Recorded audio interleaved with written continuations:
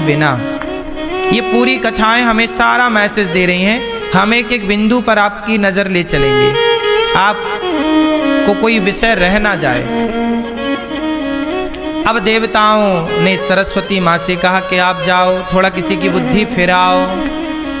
तब पूरे अयोध्या का भ्रमण किया माता सरस्वती जी ने, पर ऐसा कोई नहीं मिला जिसकी बुद्धि माँ सरस्वती फिराएं। ना कैकेयी की बुद्धि फिरा सकती माँ सरस्वती, ना कौशल्या माँ की, ना सुमित्रा माँ की, ना और किसी और की। तभी नजर पड़ गई मंथरा पर, तो मंथरा की बुद्धि घुमाई सरस्वती माता ने।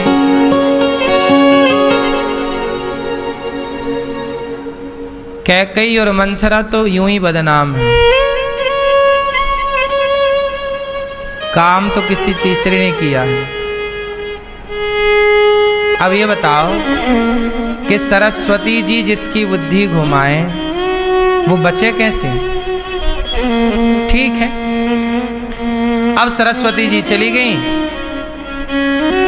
अब देखना, अब मंथरा शाम को निकल रही है, ढोल नगाड़े सुनाई पड़ रहे हैं। तो मंथरा ने पूछा कि भाई ये ढोल क्यों बज रहे हैं? बोले तुझे पता नहीं बुढ़िया, मंथरा राम राजा बनने वाले हैं कल। मंथरा के तो आग लग गई छाती में। राम राजा? देखो जरा, आपकी तरक्की कुछ लोगों को देखी नहीं जा रही है। नाम मंथरा मंदमती, चेरी कैकेयी केरी, अजस पिटारी ताही करी, गई गिरा मति फेरी। देखी मंथरा नगर बनावा, मंजुल मंगल बाज बधावा। पूछसी लोगन काहु छाहू, पूछ रही है क्यों छल कूद कर रहे हो, क्यों दीपक जला रहे हो? राम तिलक सुनी भाव रे दाहू। जब लोगों ने बताया कि राम राजा बन रहे हैं, मानो छाती में आग लग गई मंथरा के। अब मंथरा सब देखकर दृश्य कहाँ जाए, तो अपनी मालकिन के पास गई। ये कहां से आई थी? कैकेयी देश से आई थी। ये कैकेयी की पर्सनल दासी है और ये दहेज में आई है दशरथ जी के यहाँ। ये कैकेयी के मायके से आई है। मंथरा कहां से आई है? कैकेयी के मायके से। अच्छा, मंथरा की भी एक कहानी है। मंथरा कैकेयी नरेश जो कैकेयी माता के पिता हैं, कैकेयी माता के पिता कैकेयी नरेश, वह कैकेयी नरेश जो है, इन्होंने मंथरा के पति को मृत्यु दंड दे दिया था, क्योंकि वो सेना में थे। मंथरा के पति कोई गलत किया होगा, विश्वासघात किया होगा। जैसे हमारे भारत की सेना यदि विश्वासघात करे, सेना यदि पाकिस्तान को कोई सूचना दे दे, तो उस सैनिक को तुरंत मृत्युदंड दिया जाएगा, क्योंकि तुमने देश के साथ गद्दारी की है। उसी तरह मंथरा के पति ने कोई खेल खेल लिया होगा, तो कैकेयी के पिता ने इन्हें फांसी की सजा, दंड दिया, मृत्यु। तब मंथरा ने प्रतिज्ञा कर ली थी कि राजन, तुमने मेरा सुहाग उजाड़ा है, तुम्हारी इकलौती बेटी है कैकेयी, तुमने मेरा सुहाग उजाड़ा है, मैं तुम्हारी बेटी का सुहाग उजाड़ूंगी। ये प्रतिज्ञा कर ली मंथरा ने। संयोग से जब मंथरा के पति की मृत्यु हुई, तो मंथरा पर दया आ गई राजा को कि अच्छा तुम अकेली कहाँ भटकोगी, कुबड़ निकली थी, टेढ़ी चलती थी, तो रख लिया सेवा पानी में। इसने सेवा करके सबका दिल जीत लिया, पर इसके मन में था कपट। कैकई इकलौती बहन है, तो कैकई का जब विवाह हुआ दशरथ जी से, तो कैकई के साथ मंथरा भी आ गई कि मैं ध्यान रखूंगी, पर ये अयोध्या में रहकर षड्यंत्र खोजती रहती कि क्या मौका मिल जाए और मैं कैकई को विधवा बना दूं। कैकई को विधवा कैसे करूं, क्या करूं? अब उसको मौका मिला। जैसे पांडवों के साथ शकुनी था, शकुनी ने प्रतिज्ञा ले रखी थी कि मैं कुरुवंश का नाश कर दूंगा। ये भी दहेज में आए थे, शकुनी मामा गांधारी के भाई हैं, दहेज में आए हैं, और यहां पर यह भी दहेज में आई है। इसलिए साहब दहेज की चीजें बहुत अच्छी नहीं होती। दहेज के लिए आदमी मरता जरूर है, पर दहेज की चीजें अच्छी नहीं होती हैं। ज्यादा दहेज वहेज के चक्कर में ना पड़ा करो।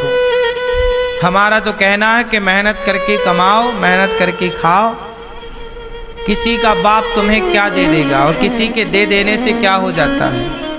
कुछ मेहनत करके कमाने खाने का जो मजा है ना, वो किसी से लेने में मजा नहीं है। आज के नौजवान लड़कों को यही भाव रखना चाहिए कि हम दहेज नहीं लेंगे,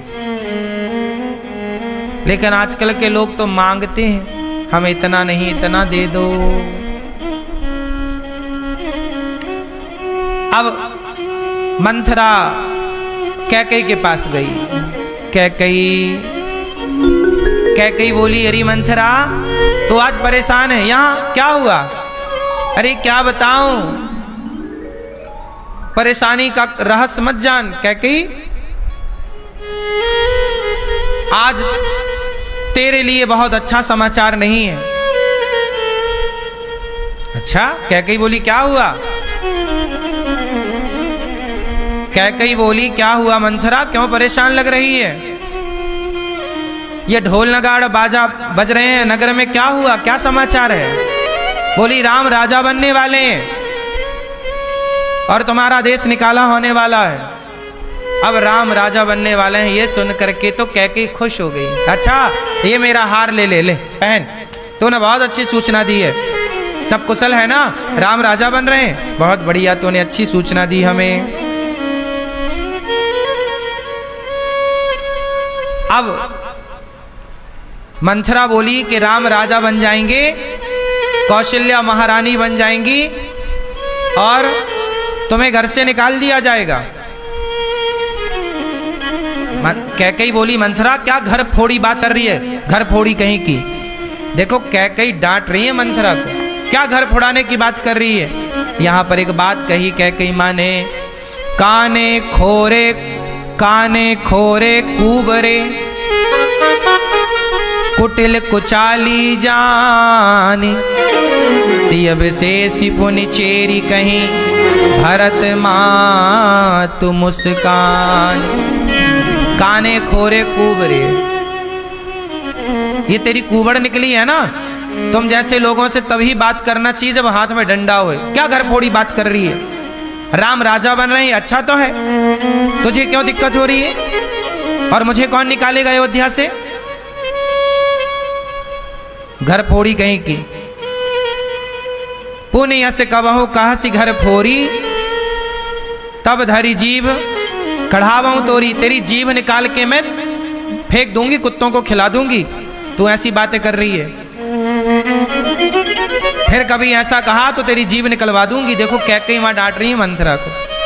जो तू कह रही है ना कि राम राजा बनने वाले हैं और समय तेरा खराब चल रहा है, भरत को ननिहाल भेज दिया, और ये सब बातें मत कर, तो घर फोड़ाने का काम कर रही है। देखो मतलब कैकेयी माँ बहुत समझदार है। फिर गलती कहाँ होगी? कैकेयी माँ उसको डांट तो रही है, पर डांटते हुए कैकेयी माँ मुस्कुरा भी रही है। आप किसी को डांटें और मुस्कुराएं तो सामने वाला समझ लेगा कि आप डांट हमें ठीक से नहीं रहे हैं, मतलब ठीक नहीं है। भरत माँ तो मुस्कानी, मंथरा तो बहुत सातिर थी। कैकेयी को उलझा लेना और अपने पक्ष में कर लेना कोई उसके लिए। अब देखो, कैकेयी ने कहा मंथरा ये बता कि तू परेशान क्यों है? राम राजा बनेंगे, इसमें दिक्कत क्या है?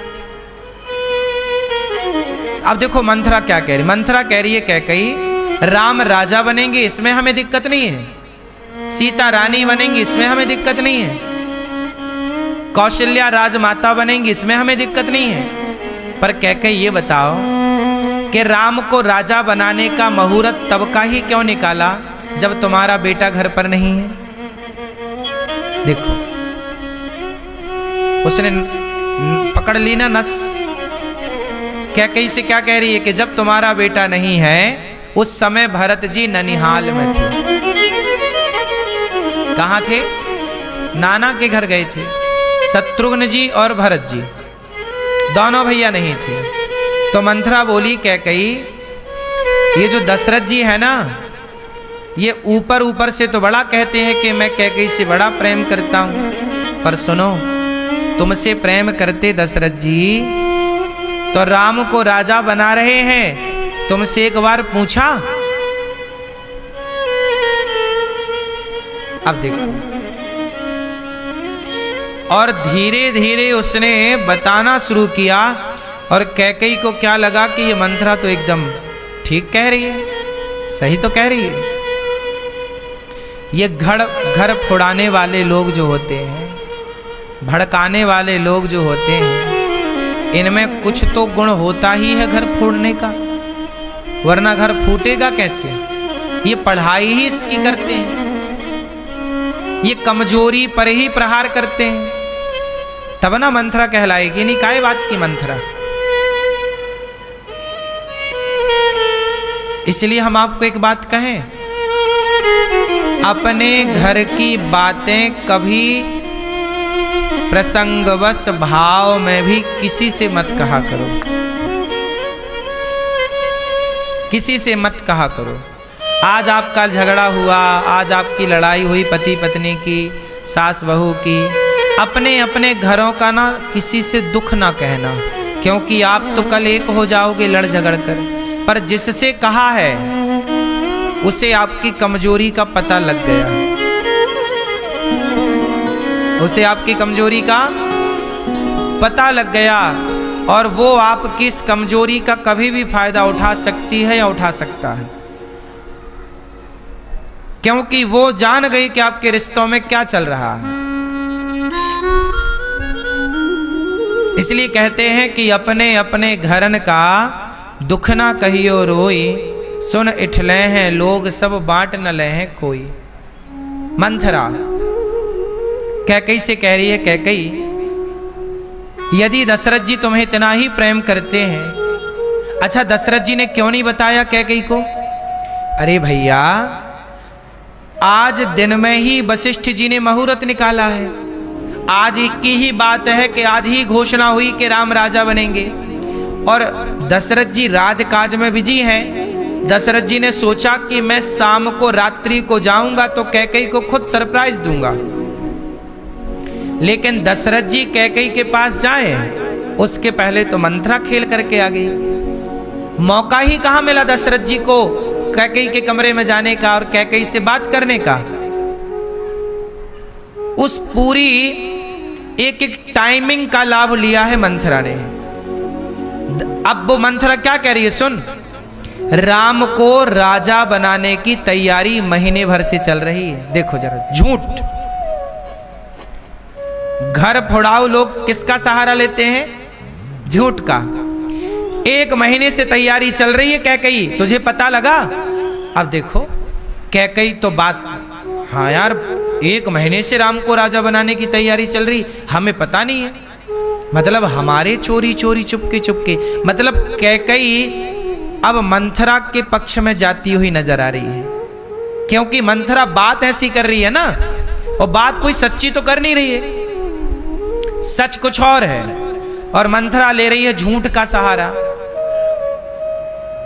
झूठ, ये झूठ ना मेरी मां जान ले लेता है, इसलिए तो कहते हैं कि झूठ बोलना पाप है।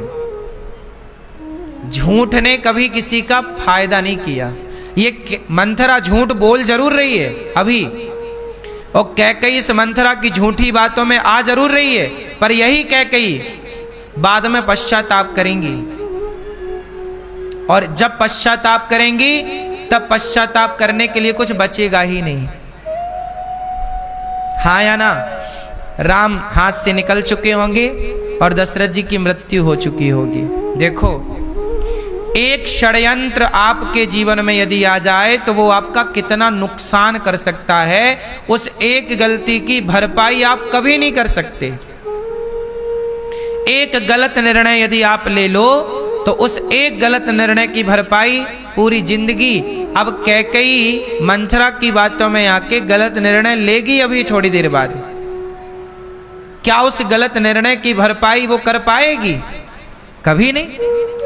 ये कहानियां केवल कैकई और मंथरा और राम की नहीं है, ये कहानियां आपकी और हमारी हैं कि हमें मंथरा जैसे षड्यंत्रकारियों से सावधान रहना चाहिए। ये कहानियां हमें सचेत करने के लिए है, हमें सावधान करने के लिए है। ये कहानी केवल किस्सा कहानी नहीं है, ये हमारे जीवन में रोजमर्रा की घटनाएं हैं। अब कैकई मंथरा कह रही है कि सुनो, कद्रु विनतहि दीन दुख कद्रु। अब देखो यहां सौतों की कहानियां सुनाने लग गई मंथरा कैकई को। किसकी कहानियां सुना रही है? सौतन की। सौतन, सबसे बड़ी सौतन की कहानियां इतिहास में क्या प्रसिद्ध है? नहीं पता? सुनो, हम सुना रहे हैं। महर्षि कश्यप की पत्नियां तो बहुत थी, पर 2 पत्नियों की बात आपको सुनाऊं। कद्रु और विनिता। कद्रु है सर्पों की माता और विनिता है गरुण जी की मां। ये जो गरुण जी है ना, जिस पर भगवान चलते हैं, गरुण स्तंभ गरुण वाहन, ये गरुण जी की मां है विनिता। और सांपों की माता कौन है? अच्छा, आपने देखा हो गरुण जी सांप को खा जाते हैं, बोलो हाँ, जबकि ये दोनों सगे भाई हैं। सांप और गरुण, ये दोनों सगे कौन हैं? भाई हैं, एक पिता की संतान है, पर इनकी माता अलग अलग है। अब इनका सौत की परंपरा क्या है? क्या सौत ने किया, जरा पूरी कहानी सुनो मैया। बोलिए सियावर रामचंद्र की जय। अब ध्यान से सुनना, आंख बिल्कुल ना झपकने पावे, नींद आए तो लोरी सुनो हमसे। सुनो, कद्रु सर्पों की मां है, विनिता गरुण जी की मां है। एक दिन क्या हुआ कि कद्रु और विनिता दोनों में शर्त लग गई।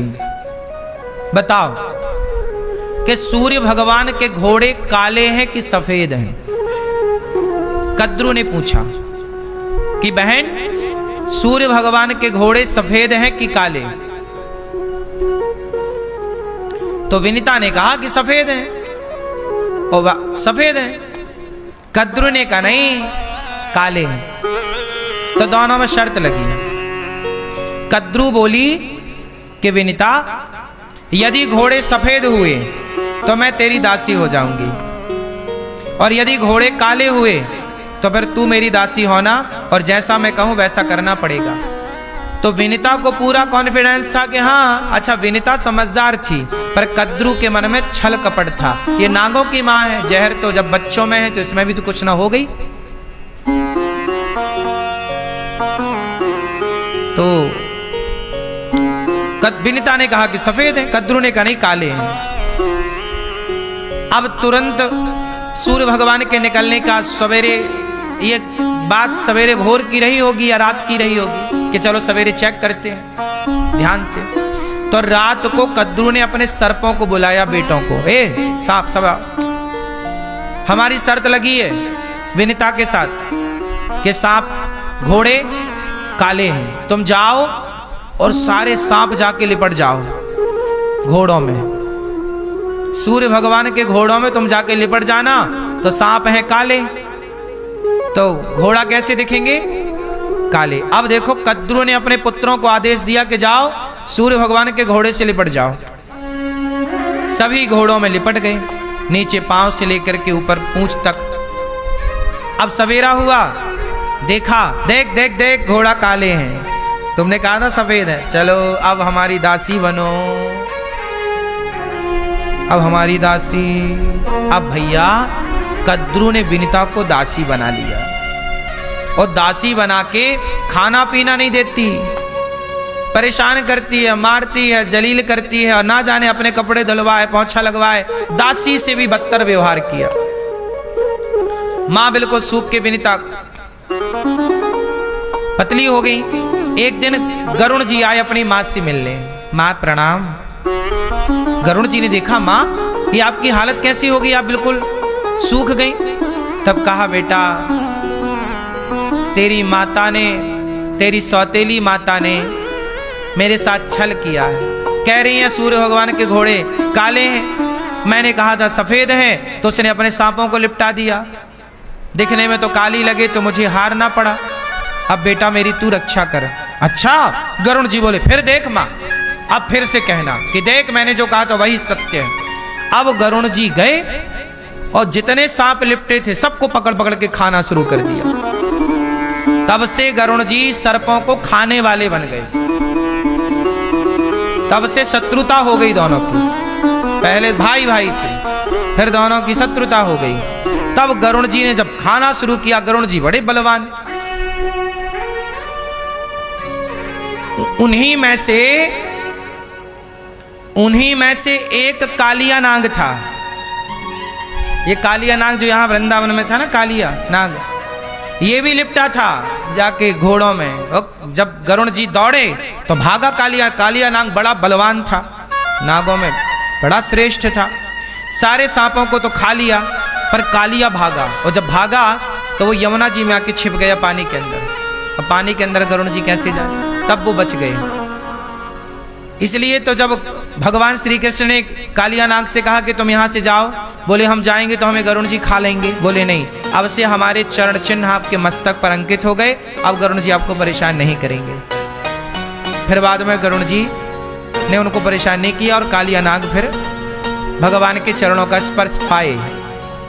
तो फिर बाद में कद्रू और विनिता, फिर विनिता ने कहा कि देख बहन अब घोड़े सफेद हैं कि नहीं, सारे सांप खा गए ना गरुण जी। अब दासी से ये मुक्त हो गई, दासी से मुक्त होकर के अब इनका नंबर था कि ये उन्हें दासी बनाए कद्रू को। पर विनिता ने कहा नहीं बहन, मैं तेरे साथ अच्छा अत्याचार नहीं करूंगी, हम दोनों एक ही तो हैं, लेकिन जो तुमने हमारे साथ किया, ये आज तक इतिहास में पुराणों में ये उल्लेख है, कद्रू और विनिता, ये सौतों का सबसे बड़ा अत्याचार कद्रू ने विनिता के साथ किया। तो वही कहानी सुना रही है मंथरा, किसको? कैकेयी को, कि सुन जैसे कद्रू ने विनिता के साथ किया, ऐसी कौशल्या अब तेरे साथ करने वाली है। तू भी दासी बनेगी, खाने पीने तक को नहीं मिलेगा, खूब तो अभी सोले जितना सोना है, बाद में थोड़ी सोने मिलेगा। इतना भड़काया कैकेयी को मंथरा ने कि मंथरा की बातें सुन के कैकेयी डर गई। अब सोचो ऐसी बातें कद्रू विनिता की समझा दी ना। देखो भड़काने वाले ना पूरा जान लगा देते हैं, मंथरा ने भी वही किया। अब मंथरा की छोटी छोटी बातें कैकेयी को समझ में आने लग गई। अच्छा बहन, तुम तो हमारे हित की बात कह रही हो। हाँ, हम तो हित कह रहे थे और तुम हमें घर फोड़ी कह रही थी। हम तो घर फोड़ाऊ हैं भैया, अब तो भगवान, अब तो भलाई का जमाना है। देखो मंत्रा क्या कह रही है, अब तो भलाई का जमाना ही नहीं रहा, हम तो तुम्हारी भलाई करना चाहते थे और तुम हमें घर फोड़ाऊ कह रही हो, तुम तो हमारी जीव निकालना चाहती हो। हे भगवान सद्बुद्धि दे इनको। देखो जरा मंत्रा भी भगवान को याद कर रही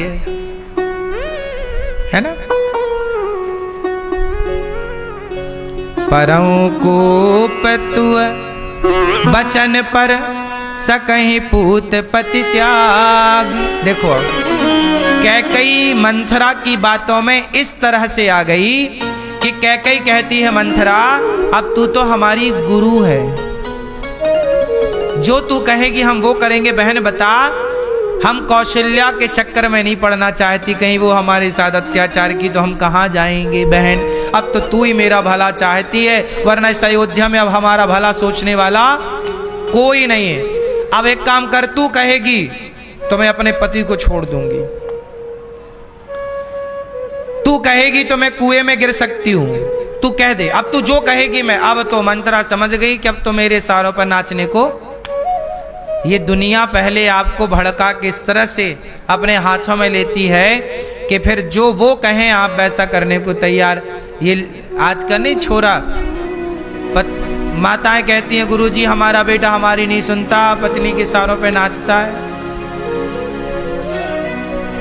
है ना। तो आज पहले एक मंथरा थी, अब तो मंथराओं की भरमार है। सही है कि नहीं? क्यों मैया, कितनी मंथरा है? अब आपके गली मोहल्ले में भी कोई एक मंथरा होगी जरूर, नहीं होगी? हाँ, पहले एक ही मंथरा थी पूरी अयोध्या में, अब तो हर गली मोहल्ले में परिवार में कोई एक दो मंथरा मिल ही जाते हैं। अब क्या कह रही है मंथरा, सुन क्या करें। तब सलाह दे रही है, कोप भवन जा, कोप भवन सुनी सकुचेव, कोप भवन जा और वहां पे जो दशरथ जी ने तुम्हें वरदान देने का कहा दो। अब देखो क्या हुआ था कि दशरथ जी युद्ध करने गए थे एक बार, तो उनके रथ का पहिया निकलने वाला था, तो कैकई ने जहां पे वो लोहे की कील डाली जाती है पहिया को रोकने के लिए, तो वो कील गिर गई, तो कैकई माँ ने अपनी उंगलियां डाल दी दो और दशरथ जी युद्ध जीत गए। दशरथ जी ने कहा कैकई उंगली में चोट कैसी? बोले वो रथ का पहिया गिरने जा रहा था, आप युद्ध कर रहे थे, यदि पहिया गिर जाता तो आप घायल हो जाते और युद्ध हारने की संभावना हो जाती, इसलिए मैंने गिरने ना पावे इसलिए उंगली रख दी। तब कैकई माँ से कहा दशरथ जी ने कि तुमने दो उंगली मेरी रक्षा में समर्पित की है, मैं तुम्हें दो वरदान देता हूँ। कैकई तुम जो मांग लो आज मैं तुम्हें दे दूं, बताओ क्या चाहती हो। कैकई ने कहा भी जरूरत नहीं है, बाद में मांगूंगी। तो वही दशरथ जी के दो वरदान उधार थे। आज कैकई वही दो वरदान का याद दिला रही है कि आपने कहा था कि मुझे दो वरदान दोगे। अब मंथरा ने बता दिया कि दो। देखो ये सारी बातें मंथरा को पता थी। पति पत्नी की हर बात यदि तीसरे को पता लग जाए तो उसका लाभ जरूर ले ले सकता है गलत तरीके से, जैसा कि मंथरा को हर बात कैकई बताया करती थी। इसीलिए हम कहते हैं कि अपने पर्सनल बातों को किसी से शेयर ना किया करो, किसी से मत कहा करो, क्योंकि पता नहीं किस बात को कोई व्यक्ति कब किस तरह से ले जाए, क्या उसका फायदा उठाए, क्या उसकी बातें बनाए। इसलिए कितनी भी लड़ाई झगड़ा हो घर परिवार में, पति पत्नी की अपने परिवार में, किसी तीसरे को कहने की जरूरत नहीं। थोड़ा सब्र रखो, समय के साथ सारी बातें ठीक हो जाती हैं, रिश्ते भी अच्छे हो जाते हैं। पर कह देने से रिश्ते तो ठीक हो ही जाएंगे, पर कह देने से आपकी बातें लीक हो जाती हैं। हाँ या ना? अब कैकई से कहा कि जाओ तुम कोप भवन में चली जाओ, अपने गहने बहने उतार देना, बाल बाल फैला लो, दशरथ जी आएंगे तुम्हें मनाने तो तुम कह देना कि हमें दो वरदान दो। तो पहला वरदान तुम मांग लेना कि भरत को वनवास, भरत को राजा। अच्छा एक बात यहां बताऊं मैं आपको, कैकई ने तो मंथरा ने तो केवल इतना ही बोला था कि कोप भवन में जाओ और भरत को राजा बनाने की बात कहना, लेकिन राम को वनवास भेजने की बात मंथरा ने नहीं कही थी। ये सलाह, राम को वनवास भेजने की बात मंथरा ने कैकेयी को सलाह नहीं दी थी। ये कैकेयी माता की ही उपज थी। अब क्या हुआ, यहां मैं आपको एक चीज और गहराई से समझाऊं। मंथरा तो भड़का के चली गई। अब कैकेयी गई कोप भवन में, और जब कोप भवन में गई, वहां जाकर के इन्होंने बाल बाल फैलाया, अपना आभूषण उतारा और लाइट वाइट बंद